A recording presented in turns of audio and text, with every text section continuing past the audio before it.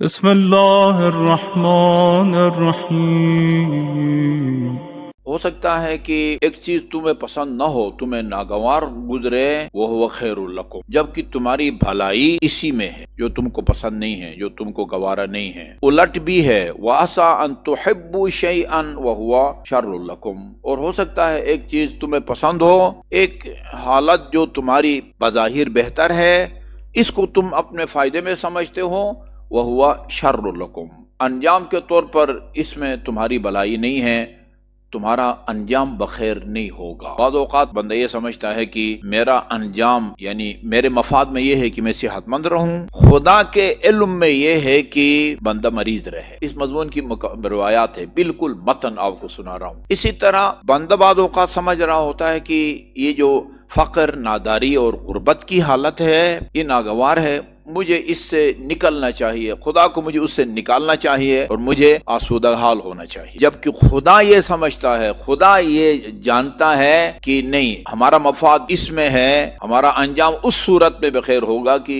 ہم تنگ دست رہیں، ثروت مند ہوئے تو شاید ہمارا وہ انجام اچھا نہ ہو۔ وہ انصاری کی داستان بہت دفعہ سنا چکا ہوں، رسول خدا صلی اللہ علیہ وسلم کی خدمت میں آیا، اس سے روایت کو دہراؤں گا۔ فرمایا من صلی استکثروا علیہ، فرمایا کہ جو مجھ پر درود بھیجے، ارفعوا اصواتکم بالصلاۃ علیہ، کئی کتابوں میں یہ متن پڑھ چکا ہوں، ارفعوا اصواتکم بالصلاۃ علیہ فانہا تذہب بالنفاق، جب درود بھیجو نا، خصوصاً جب مسجد امام صادق میں بیٹھو تو باواز بلند درود بھیجا کرو۔ اچھا جی، اس کا کیا فائدہ ہے؟ ایک تو ہمیں ثواب ملتا ہے، کتنا ثواب ملتا ہے؟ اتنا ثواب ملتا ہے کہ جو فرشتے دنیا بھر میں برسنے والی بارش کے قطروں کو گنتے ہیں نا، وہ محمد و آل محمد پر جو صلوات ہے اس کا ثواب کا حساب کتاب نہیں رکھ سکتے۔ اور فائدہ کیا ہے؟ فإنها تحط الذنوب حتى الورق، یہ گناہ صلوات کے نتیجے میں اس طرح جھڑتے ہیں، خدا ان کو بخشتا ہے جس طرح موسم خزاں کی سردی سے درخت کے پتے گرتے ہیں۔ یہ تو فائدہ ہے، یہ دونوں فائدے، آپ آہستہ صلوات درود بھیجیں یا باواد بلند درود بھیجیں، یہ دونوں فائدے ہیں۔ ثواب بھی اتنا ملتا ہے کہ فرشتے اس کا ریکارڈ نہیں رکھ سکتے، گناہ بھی اس طرح جھڑتے ہیں جس طرح درخت کے پتے گرتے ہیں موسم خزان میں۔ اس کے علاوہ ایک اور اس کا فائدہ یہ ہے کہ فَإِنَّهَا تَذْهَبُ بِالنِّفَاقِ، انسان سے منافقت کو، دغلپن کو دور کر دیتی ہے۔ یقینی بات ہے، یہ نفاق سے مراد وہ نفاق نہیں ہے جو وہ منافقین میں تھا، وہ جن کے بارے میں قرآن کی پورا سورہ نازل ہوا ہے، یقولون بألسنتہم ما لیس فی قلوبہم۔ آغاز یہاں سے ہوتا ہے کہ یہ لوگ آ کے آپ سے کہتے ہیں ہم گواہی دیتے ہیں کہ اللہ تعالیٰ کا آپ اللہ تعالیٰ کے رسول ہیں، خدا بھی گواہی دیتا ہے کہ آپ اللہ تعالیٰ کے رسول ہیں، لیکن خدا ساتھ یہ بھی گواہی دیتا ہے کہ یہ منافق جھوٹ بولتے ہیں۔ کیا مطلب ہے جھوٹ بولتے ہیں؟ کہ تو خدا کا رسول نہیں ہے، اس کا مطلب ہے کہ جو بات زبان سے کر رہے ہیں نا وہ ان کے دل میں نہیں ہے۔ یہ منافق صرف وہ نہیں ہے جو جن پر جن کے بارے میں سورہ منافقین نازل ہوا ہے، اس دنیا میں بھی جس کے ظاہر اور باطن میں تفاوت ہے نا، فرق ہے، زبانی آپ کے سامنے کچھ کہتا ہے، دوسروں کے بارے میں جا کے آپ کے پاس کچھ کہتا ہے، یہ بھی نفاق کی ایک کیٹیگری ہے۔ یہ اس طرح کی جو باطنی اور روحانی بیماریاں ہیں نا، وہ باواد بلند صلوات کے نتیجے میں دور ہو جاتی۔ یہ دیکھیں نا، یہ ایک چیز جس کو بندہ پسند کرتا ہے، انجام کے طور پر اس کے لیے نقصان دہ ہے۔ اس کا ایک نمونہ، وہ ایک انصاری رسول خدا کی صلی اللہ علیہ وسلم کی خدمت میں آیا اور عرض کیا، یا رسول اللہ غریب ہوں، آپ دعا فرمائیں اللہ تعالیٰ میری اس غربت کو دور کرے، بے روزگار ہوں، کوئی نوکری ملے، کاروبار کرتا ہوں، اس میں کوئی اس کا فائدہ نہیں ہوتا۔ ابھی عجیب ہے یہ، اس طرح کی اور بہت ساری روایات ہیں۔ ایک آدمی آ کے کہتا، یا رسول اللہ میں نابینا ہوں، دعا کریں میری نظر ٹھیک ہو جائے، خدا میری بینائی لوٹا دے۔ آپ بھی سمجھیں گے کہ بھئی یہ آنکھیں بڑی نعمت ہیں، رسول خدا کو فوراً دعا کرنی چاہیے تھی تاکہ اللہ تعالیٰ اس کو بینائی لوٹاتا۔ پہلے فرمایا اگر میرا مشورہ مانتے ہو نا، اسی حالت میں رہو، تمہارا مفاد جو ہے نا، یعنی تمہاری عاقبت بخیری اسی میں ہے کہ تم نابینا رہو۔ اس نے اصرار کیا، نہیں یا رسول اللہ میرے پاس کوئی قائد بھی نہیں ہے۔ قائد سے مراد یہ جو ہمارے قائدین ہیں، وہ مراد نہیں ہے۔ قائد سے مراد یعنی وہ جو مجھے گائیڈ کر سکے نا، جس کے کاندھوں پر ہاتھ رکھوں، مسجد لے جائے، امام بارگاہ لے جائے۔ آپ دعا کریں، پھر بھی آپ نے اس کے لیے دعا نہیں کی۔ اچھا یہ روایت ہمارے ہاں بھی ہے، اہل سنت برادران کے ہاں بھی ہے۔ فرمایا اچھا میں دعا نہیں کرتا تو میں دعا کا طریقہ بتاتا ہوں، اس میں بھی ایک فلسفہ ہے۔ دعا کر سکتے تھے نا، خدایا اس کی بینائی لوٹا دے، خدا اس کو شفا دے،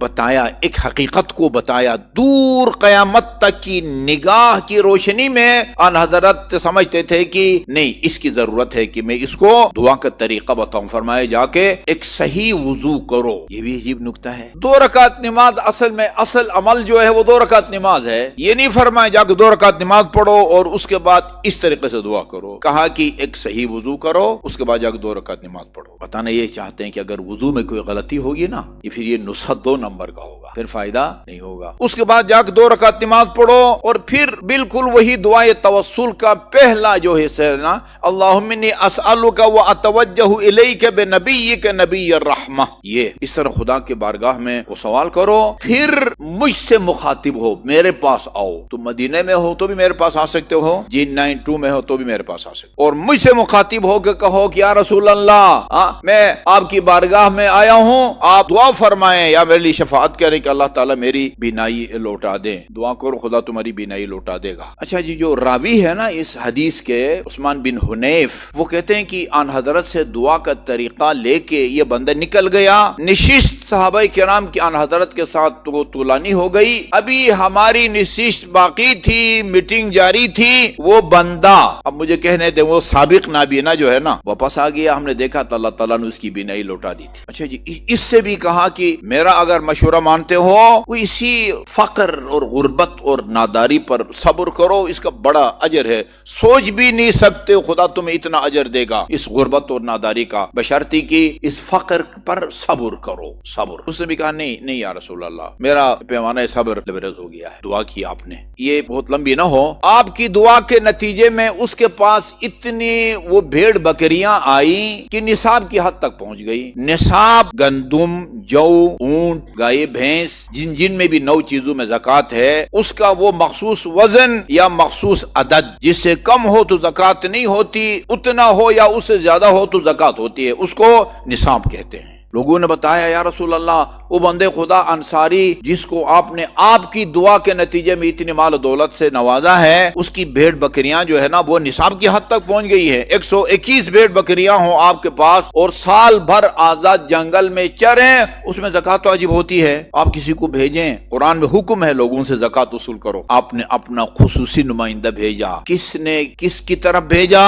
رسول اللہ نے اللہ کے حکم سے اپنا نمائندہ بھیجا، اس سے ثروت مند کے پاس جو غریب تھا، اور آن حضرت کی دعا کی برکت سے اس کے پاس ثروت اور دولت آئی۔ زکوٰۃ دو، یہ بیچارہ اصحاب الصفہ ایک جو ہے نا وہ بوٹی کے لیے ترس رہے ہیں، آج سوچ بھی نہیں سکتے، اس نے صاف انکار کر دیا، سوری کر دیا، سوری جسے کہتے ہیں نا۔ بعض روایات میں اس نے کہا کہ میں کوئی اہل کتاب ہوں کہ میں وہ جزیہ ادا کروں، یعنی ایک طرح سے انکار کر دیا، اصلا زکوٰۃ کا انکار کر دیا۔ اس مال و دولت سے غربت لاکھ درجہ بہتر ہے، جو انسان کے لیے وبال جان بنے۔ میں آج آپ کو ایک عمل بتانے جا رہا ہوں، اس کے لیے تمہید کے طور پر یہ واقعہ میں نے بیان کیا ہے۔ قرآن میں اللہ تعالیٰ کے بارے میں جو بدگمانی کرتے ہیں ان کی مذمت کی گئی ہے، ان کو دردناک عذاب کا بتایا گیا ہے اس میں، جو خدا کے بارے میں بدگمانی کرتے ہیں۔ دیکھو، اس نے دعا قبول کرنے کا وعدہ کیا ہے، ہم دعائیں مانگتے ہیں اور وہ قبول نہیں ہوتی۔ ادعونی استجب لکم، دعا کرو میں تمہاری دعا کو قبول کروں گا، یہ بھی فرمایا ہے، ساتھ یہ بھی فرمایا ہے ان اللہ لا یخلف المیعاد، اللہ تعالیٰ کبھی وعدہ خلافی نہیں کرتا، اس کا تو حکم ہے کہ اگر کسی کافر سے بھی وعدہ کرو اس کو پورا کرو، نبھاؤ، وعدہ خلافی کی اجازت نہیں ہے۔ یہ گناہ ہے، اللہ کے بارے میں بدگمان ہونا،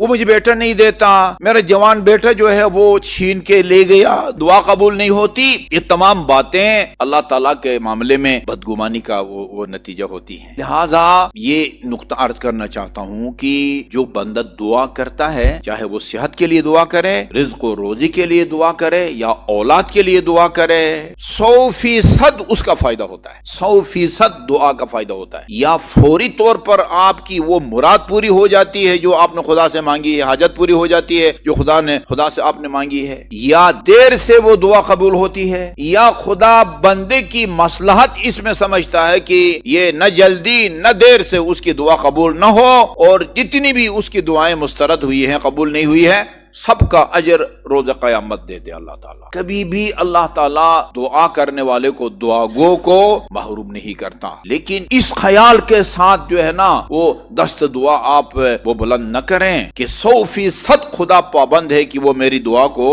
قبول کرے. جتنا سجاد اور زین العابدین لقب مشہور ہو گیا ہے، بیمار بھی اتنا مشہور ہوا یا نہیں ہوا؟ بیمار کربلا کا واسطہ ہمارے مریضوں کو شفا دے. بیمار کربلا، آپ کا کیا خیال ہے امام حسین نے دعا مانگی ہوگی یا نہیں ہوگی بیٹے کی شفا یابی کے لیے؟ خود امام زین العابدین نے اپنی صحت کے لیے دعا مانگی ہوگی یا نہیں مانگی ہوگی؟ صحیفہ سجادیہ اور بہت ساری اس میں شفا یابی کے لیے سید سجاد نے فرمایا یہ دعا مانگو، یہ دعا مانگو. یقیناً دعا مانگی ہے، انبیاء نے دعا مانگی ہے، یہ ائمہ معصومین نے دعا مانگی ہے. ہر دعا کو خدا قبول نہیں فرماتا، ہر دعا کو قبول نہیں فرماتا. یہ میں ایک عمل آپ کو بتانے لگا ہوں. یہ عمل امام زمان اجل اللہ تعالی فرجہ الشریف کا بتایا ہوا ہے. وہ فقہ الاسلام حسین نوری، ان کی 2 کتابیں ہیں امام زمان اجل اللہ تعالی فرجہ الشریف کے بارے میں. ایک النجم الثاقب عربی میں اصل ہے اور فارسی میں اس کا ترجمہ بھی ہوا ہے. دارالسلام بھی امام زمان اجل اللہ تعالی فرجہ الشریف کے بارے میں ہے. اس میں اکثر وہ واقعات ہیں کہ جس میں غیبت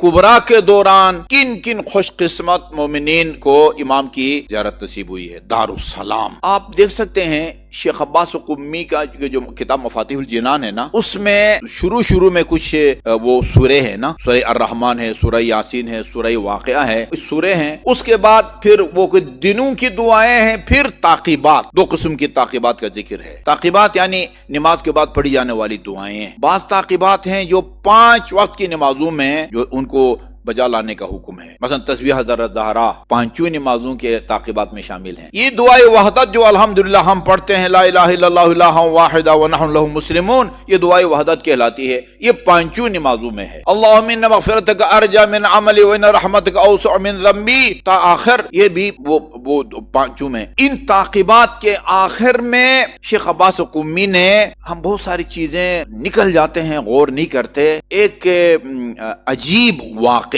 یا ایک فائدہ مند واقعے کے نام سے اس داستان کو لکھا ہے. اسے پتہ چلتا ہے کہ شیخ عباس قمی فقہ الاسلام کے شاگرد تھے. انہوں نے یہ نقل کیا ہے کہ وہ ایک شخص، اس کا نام بھی ہے، میں اس کا نام نوٹ کر کے لایا تھا لیکن میں پھر مجھے زیادہ آپ کا وقت لینا پڑے گا، اس کو ذکر نہیں کرتا.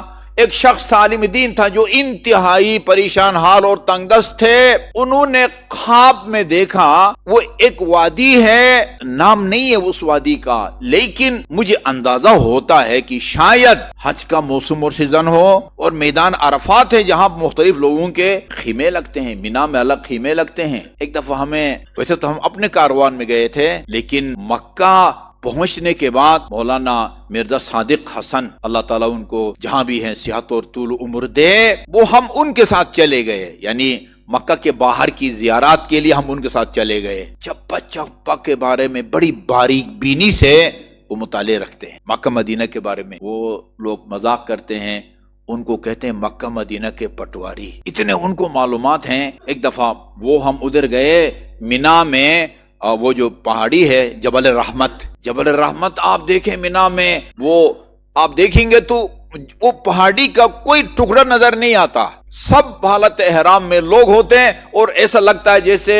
وہ برف کی ایک پہاڑی ہے نا، برف کی ایک پہاڑی ہے. اللہ ان کو سلامت رکھے، ذمہ دار آدمی ہیں. وہاں وہ جگہ دکھائی، یوں میٹروں کے حساب سے کہا کہ پنجتن پاک علیہ الصلوۃ والسلام یہاں ٹھہرتے تھے، اس جگہ ٹھہرتے تھے. اچھا جی، سال کے پورے 12 مہینوں میں ہمیں نہیں پتا ہوتا امام زمان کہاں ہیں. ابھی آج ہمیں نہیں پتا وہ کہاں ہیں. ہو سکتا ہے اپنے مادری گرامی جد مکرم معظمہ کی شہادت کے دن ہے تو جنت البقیع میں ہوں، لیکن کنفرم ہمیں پتہ نہیں ہوتا کہ پورے سال میں کس بر اعظم میں ہے، کس ملک میں ہے، کس ملک کے کس صوبے میں ہے، یا کس مسجد یا گلی کوچوں میں ہے. لیکن حج کے موسم پر 9 ذی الحج کی ظہر سے لے کر مغرب تک میدان عرفات میں امام زمان کی موجودگی کنفرم ہے. ہر سال حج کرتے ہیں اور جو بھی حج کرتا ہے ظہر سے لے کر مغرب تک وہاں ٹھہرنا حج کے اعمال میں شامل ہے. فجر کی آذان بلکہ سورج کی پہلی کرن نکلنے تک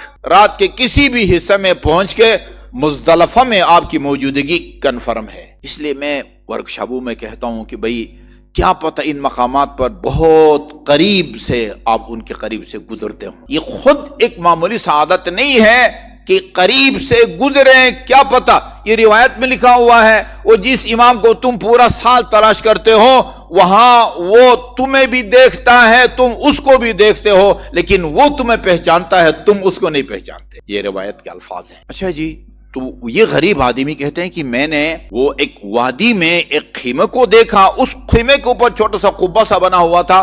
مجھے بتایا گیا کہ اس خیمے میں امام زمان اجل اللہ تعالی فرجہ شریف ہیں. میں ان کے پاس گیا اور جا کے اپنی مشکل بیان کی. فرزند پیغمبر بہت پریشان حال ہوں, یہاں کی زبان میں بے روزگار ہوں, بیوی بچے بہت ہیں, پتہ نہیں 5-6 بچے سکول جانے والے ہیں.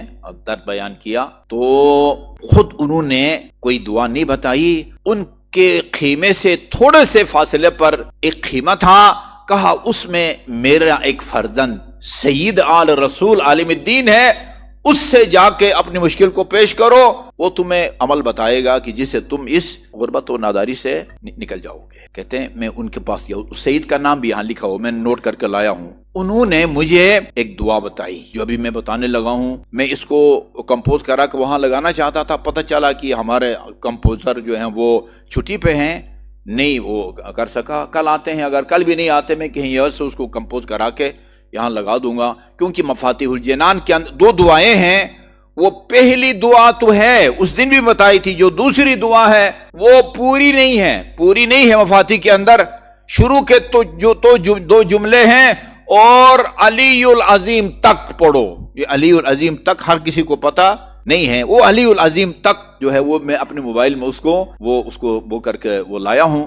بعد میں جس کو بھی چاہیے ابھی فوراً میں اس کو فارورڈ بھی کر سکتا ہوں, اور انشاءاللہ کل یا پرسوں اس کو وہاں لگا بھی دیں گے. انہوں نے اس سید نے جن کے پاس امام زمان نے مجھے بھیجا تھا یہ دعا بتائی. اور جب میں, یہ خواب کی باتیں ہو رہی ہے نا, جب میں صبح بیدار ہوا تو وہ مجھے دعا یاد ہو گئی تھی زبان. پھر میں نے اسی پہ اکتفا نہیں کیا. اچھا کہتے ہیں جب اس سید کے حجرے میں گیا, مصلی عبادت پہ بیٹھ کے قرآن پڑھ رہے تھے, دعائیں پڑھ رہے تھے, صبح ہوئی تو یہ دعا مجھے یاد ہو گئی تھی, لیکن میں نے اسی پر اکتفا نہیں کیا. وہ سید کا گھر تلاش کر کے ان کے پاس گیا.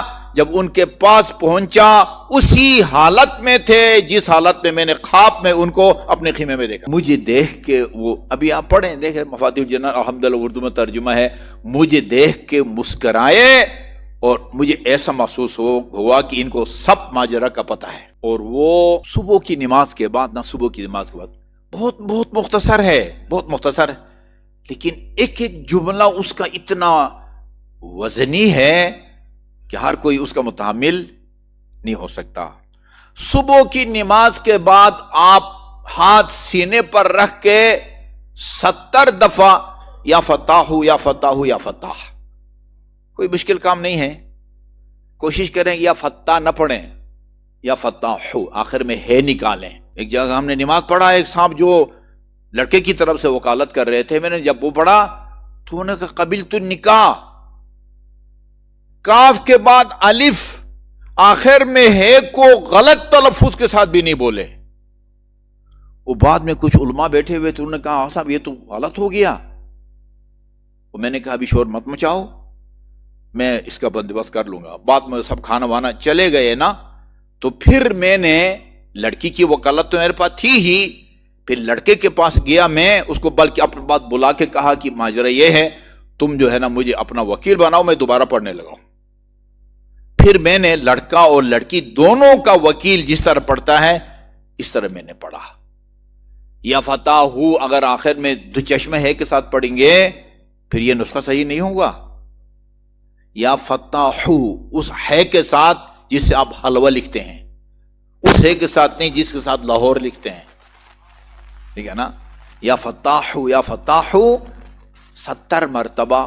اس کے بعد ایک دعا یہ اس دن میں بتا چکا ہوں, لا حول ولا قوة الا باللہ توکلت علی الحی الذی لا یموت والحمد للہ الذی لم یتخذ صاحبۃ ولا ولدا ولم یکن لہ شریک فی الملک ولم یکن لہ ولی من الذل وکبرہ تکبیرا. یہ ایک. اور دوسری دعا بسم اللہ وصلی اللہ علی محمد وآلہ وافوض امری الی اللہ ان اللہ بصیر بالعباد فوقاه الله سيئات ما مكروا لا اله الا انت سبحانك اني كنت من الظالمين فاستجبنا له ونجيناه من الغم وكذلك ننجي المؤمنين حسبنا الله ونعم الوكيل فانقلبوا بنعمة من الله وفضل لم يمسسهم سوء ما شاء الله لا حول ولا قوة إلا بالله ما شاء الله لا ما شاء الناس ما شاء الله وإن كره الناس حسبي الرب من المربوبين حسبي الخالق من المخلوقين حسبي الرازق من المرزوقين حسبي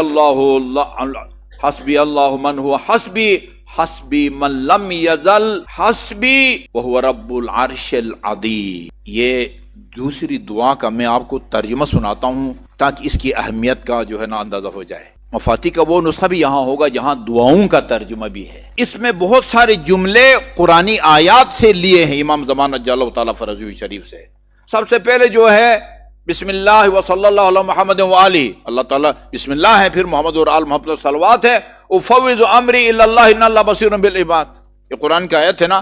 میں اپنے تمام تر معاملات کو خدا کے سپرد کرتا ہوں. ان اللہ بصیر بالعباد، اللہ اپنے بندوں کے مسائل سے بابصیرت ہے، اس کو سب کچھ معلوم ہے. ان اللہ بصیر بالعباد فوقاه اللہ سیئات ما مکروا، لوگوں نے جو مکر اور فریب کیا ان کی برائیوں سے اللہ تعالیٰ نے ان کو بچا لیا ہے. لا الہ الا انت سبحانک انی کنت من الظالمین، یہ وہ تسبیح ہے جو حضرت یونس نے مچھلی یا اژدہا کے پیٹ میں اس کو پڑھا تھا، اور قرآن کے اندر لکھا ہوا ہے یہ تسبیح اگر نہ پڑھتے حضرت یونس لا الہ الا انت سبحانک انی کنت من الظالمین، قیامت تک حضرت یونس مچھلی کے پیٹ میں رہتے. بات دوسرے علماء نے لکھا ہے سجدے میں 400 مرتبہ لا الہ الا انت سبحانک انی کنت من الظالمین. یہ بھی فقر اور تنگ دستی سے نکلنے کے لیے بڑا مجرب نسخہ ہے، کوئی مشکل نہیں ہے.